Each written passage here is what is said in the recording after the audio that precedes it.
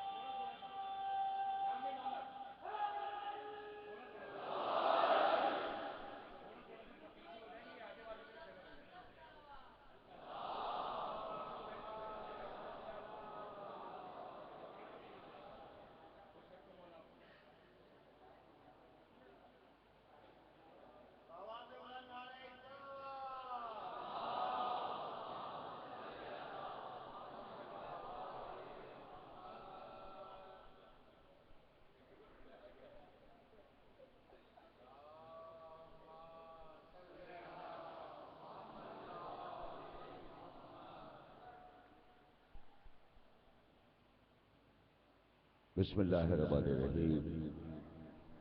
تمام تعریفیں اللہ کے لیے، درود اور سلام محمد اور آل محمد۔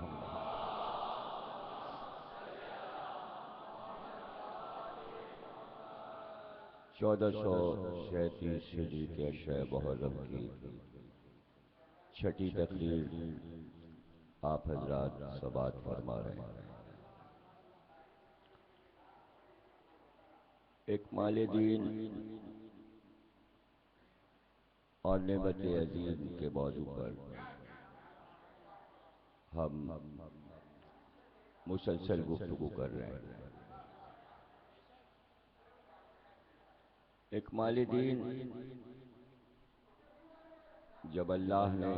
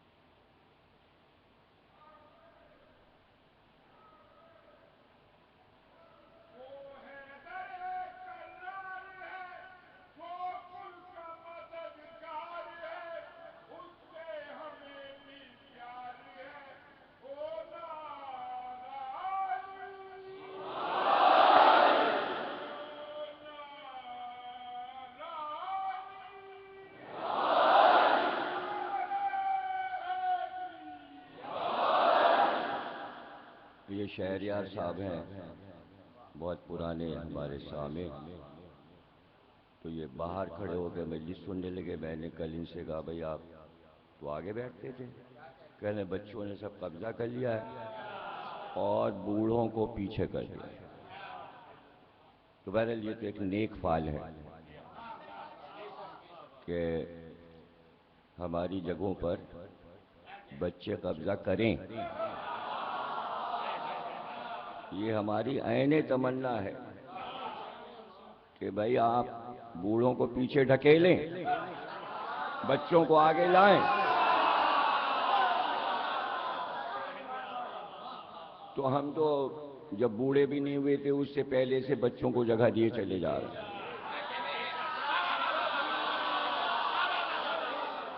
اس لیے کہ مستقبل کے معمار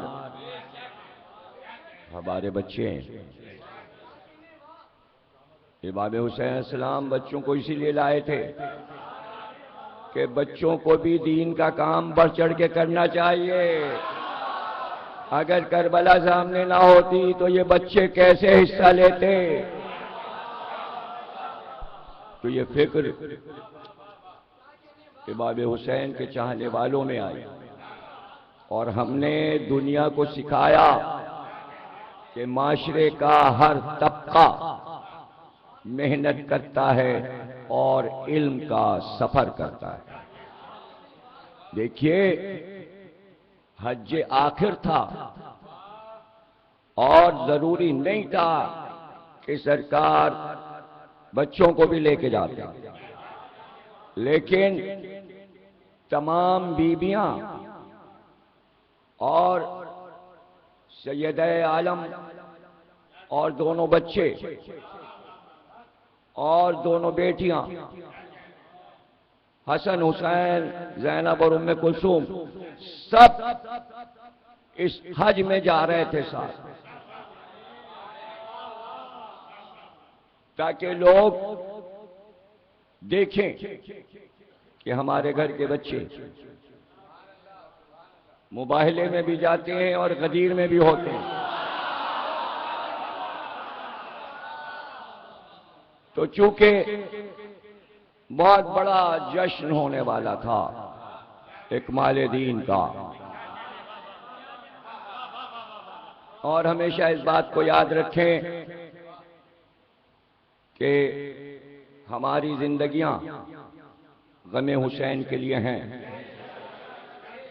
اور یہ فکر ہم نے زمانے کو دی کہ ہم نے کبھی عزاداری کو گھٹنے نہیں دیا. ہندوستان میں جہاں عزاداری کا اکمال ہوا، جہاں عزاداری اپنے کمال کو پہنچی، جب ایک چیز کمال کو پہنچتی ہے تو اس میں گھٹنے کا سوال نہیں ہوتا. جب چاند چودھویں کا ہوتا ہے تو پھر وہ روشنی پورے کائنات میں پھیلا دیتا ہے. عزاداری کا آفتاب مکمل عرب، عراق، شام، ایران سے ہوتا ہوا جب ہندوستان کے مطلع پہ طلوع ہوا تو ہر قوم اس میں شامل ہو گئی. مسلمان منہ دیکھتے رہ گئے.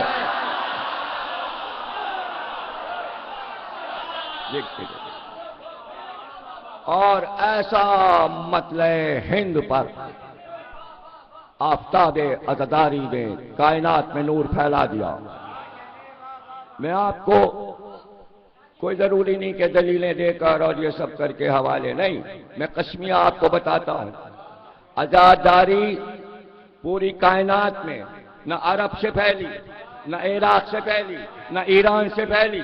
پوری کائنات میں آج جو عزاداری ہے، پورے یورپ میں، پورے امریکہ میں، آسٹریلیا میں، ویتنام تک، چائنا تک، ترکی تک، آذربائیجان، روس، تاجکستان، ازبکستان، یہ صرف لکھنؤ سے پھیلی ہے.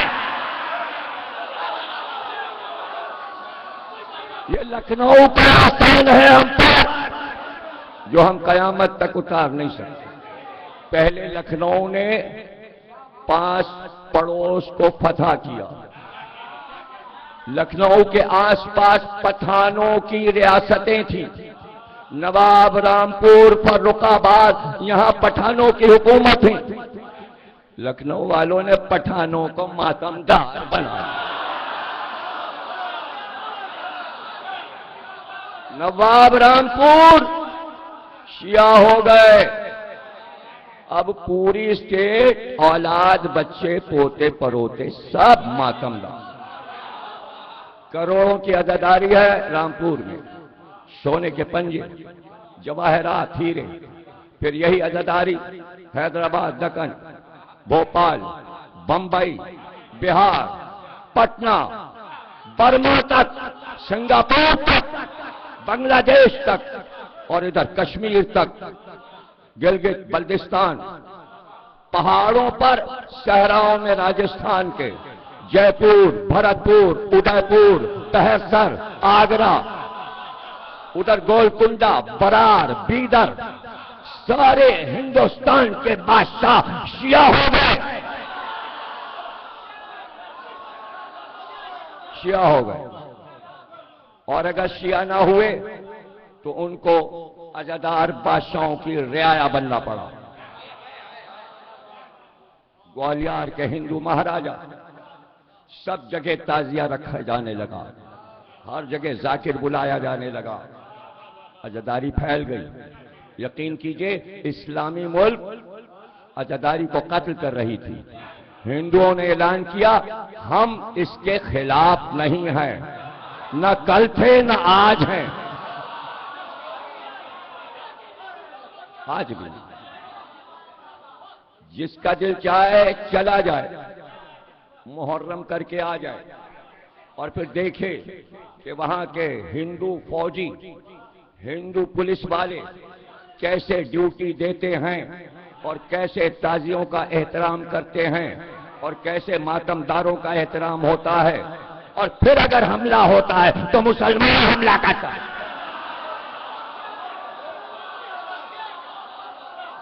رہ گیا پاکستان کا معاملہ، تو پاکستان بنانے والے شیعہ تھے، سنی بعد میں آئے، قائد اعظم سے پہلے تو کوئی نہیں آیا، قائد اعظم شیعہ تھے، پہلے وہ آئے، اب جو بعد میں آئیں گے سب سنی ہوں گے۔ تو پہلا بانی پاکستان شیعہ ہے، اس لیے پاکستان کی حکومت اور آئین پر واجب ہے کہ ہماری عزاداری کا تحفظ کرے، اور اگر رینجرز اور پولیس خدمت کر رہی ہے تو اللہ انہیں جزائے خیر دے، اور اسی طرح وہ خدمت کرتے رہیں۔ اگر دنیا میں مانگتے پھریں گے تو نہیں ملے گا، اس 10 دن میں جو مل جائے گا اس کا کوئی اندازہ۔ تو بھائی یاد رکھیے گا، ہم نے عزاداری میں کمی نہیں کی، 10 دن کی عزاداری کی۔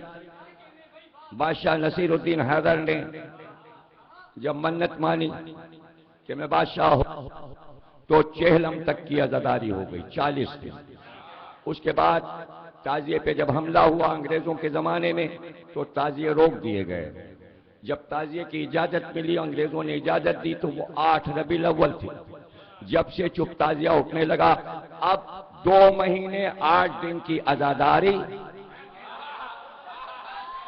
پھیل گئی، ہم نے کمی نہیں کی۔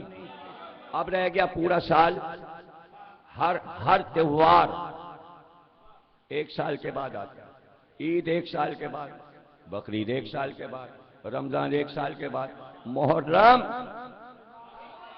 10 مہینے کے بعد آتا ہے۔ امام حسین کا معجزہ دیکھا بھئی، 8 ربیع الاول سے لگا لیجئے، اب دوسرا محرم کب آئے گا؟ 8 مہینے کے بعد آئے گا، 10 مہینے کے بعد آئے گا۔ بھئی 2 مہینے سال کے نکل گئے، 12 مہینے سال میں ہوتے ہیں، 2 مہینے تو عزاداری میں نکل گئے، اب بچے 10 مہینے، پھر 10 مہینے کے بعد چاند محرم کا ہو جائے گا، ہے نا؟ تو عزاداری میں کمی نہیں۔ پھر یہ کہ ہر مرنے والے کی ایصال ثواب کی مجلس، سویم 40 ماہ، سب کچھ ہم نے امام حسین کے سپرد کر دیا۔ قبر میں دفن کرنے سے لے کے ماتم، سویم 40واں، برسی، ذکر حسین، ذکر حسین، ذکر حسین۔ ہر نماز کے بعد ذکر حسین، ذکر حسین، ماتم۔ نماز پڑھ کے مصلی پہ یا حسین یا حسین کہتے ہیں، عزادار۔ یہ تمام دنیا کا قاعدہ ہے عزاداروں کا، نماز پڑھی اور نماز ختم کی، مصلی پہ 5 بار کا یا حسین یا حسین یا حسین یا حسین، یعنی عزاداری سے نماز قبول ہوگی ورنہ نہیں قبول ہوتی۔ بخشش تو حسین کے ہاتھ میں، بخشیں گے تو حسین، اعمال تو سب ان کے پاس پہنچتے ہیں۔ اب رہ گیا یہ کہ پورے سال کیسے یاد کریں۔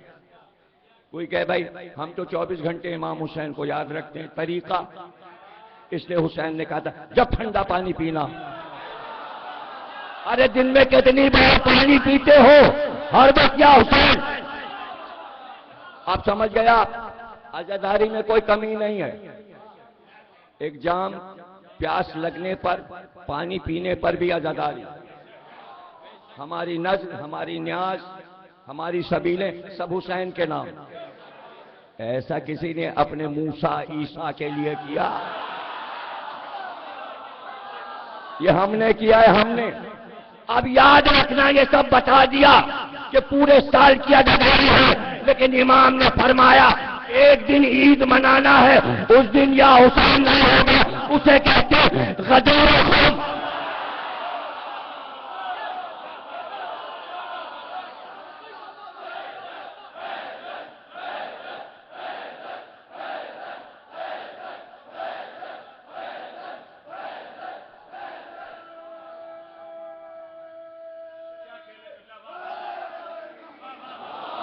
پھر یاد رکھنا، ہمیشہ یاد رکھنا، اس میں بحث کی کوئی ضرورت نہیں ہے. منع کیا ہے امام صادق نے کہ پورے سال دعوت ورثہ پڑھو، پورے سال زیارت حسین پڑھو، صرف غدیر کے دن زیارت حسین نہیں ہوتی. کیوں نہیں ہوتی؟ اس لیے کہ ایسا نہ ہو کہ زیارت پڑھتے ہوئے آنکھ سے آنسو آ جائے. غدیر کے دن آنسو تو پھینکنا حرام ہے.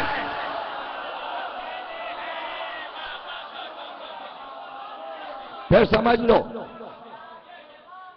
کیا فرمایا امام نے، ہمارے غم میں غم، ہماری خوشی میں خوشی. جس طرح 2.25 مہینے عزاداری ہوگی ایک دن غدیر کا، اگر کوئی یہ کہے آج سویم ہے کسی کا، آج 40واں ہے کسی کا، تو سمجھ جانا سازشی ہے، اور وہ امام صادق کا شیعہ نہیں ہے.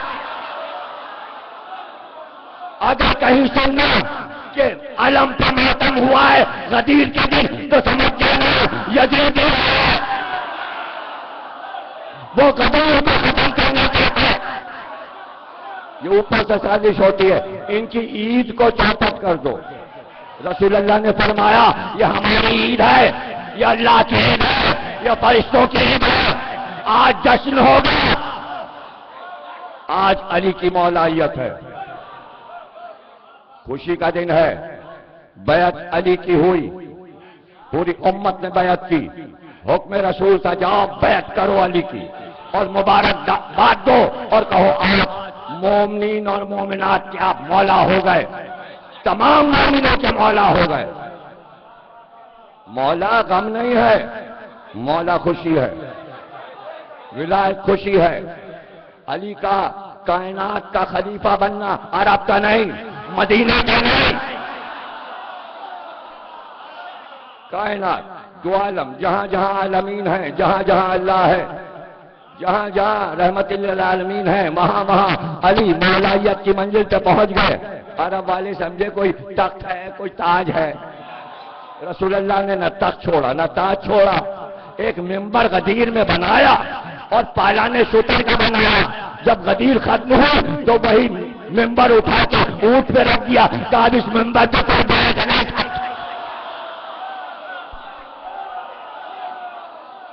بس ہم تھے اور علی تھے. اب تک تو تاج تم بناؤ، حکومت تم بناؤ. اگر کہہ دیتے علی عرب کے خلیفہ ہیں، علی عرب کے بادشاہ ہیں، تو کیا رسول اللہ حکومت کو محدود کر دیتے؟ پھر سمجھو، بار بار سمجھو، بار